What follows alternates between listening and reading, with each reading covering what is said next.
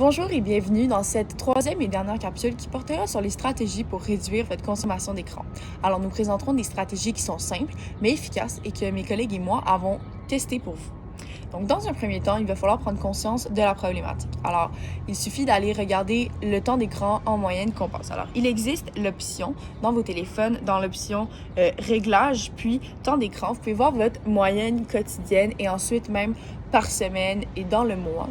On peut regarder le temps moyen passé sur le téléphone en général, mais également sur chaque application pour comprendre quelle application peut peut-être causer problème dans notre consommation d'écran.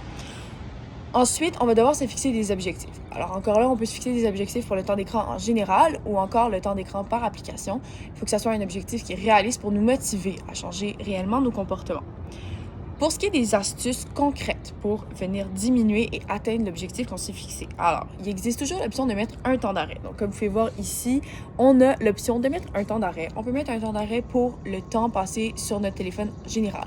Mais si jamais vous êtes comme moi et vous utilisez votre téléphone aussi pour l'école et d'autres choses que juste par simple divertissement, comme par exemple par la plateforme Omnivox ou encore Docs ou d'autres applications comme celle-ci, ça peut être aussi vraiment pertinent de mettre un temps d'arrêt pour des applications en particulier. Comme ça, vous ne serez pas votre accès au téléphone ne sera pas bloqué si c'est juste pour l'école que vous en avez besoin. Ensuite, notre deuxième astuce, ce serait un petit peu comme le temps limite, mais c'est un peu différent parce que le temps limite, c'est quand même facile de dire j'ignore la limite et de ne pas s'écouter. Alors, une autre technique serait de mettre un contrôle parental. Alors, c'est possible de mettre un contrôle parental et d'avoir un code. Alors, évidemment, parfois on peut être un peu vieux, pas besoin d'un vrai contrôle parental et donc on peut échanger nos codes avec des amis. De cette façon, on va aussi se motiver à relever ce défi ensemble. Finalement, la dernière stratégie que nous avons choisie, c'est de ne pas apporter le téléphone dans la chambre à coucher.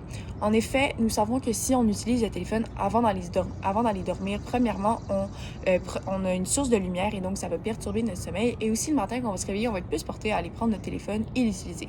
Donc le fait de le mettre en dehors de la chambre, ça fait que premièrement, on peut s'endormir beaucoup plus vite si on n'utilise pas le téléphone. Et deuxièmement, le matin, on va être moins porté à aller le regarder aussi longtemps.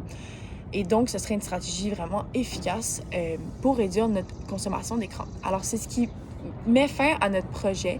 N'hésitez pas à mettre en commentaire si vous avez d'autres stratégies qui sont efficaces et dont tout le monde pourrait bénéficier. Merci beaucoup pour votre écoute.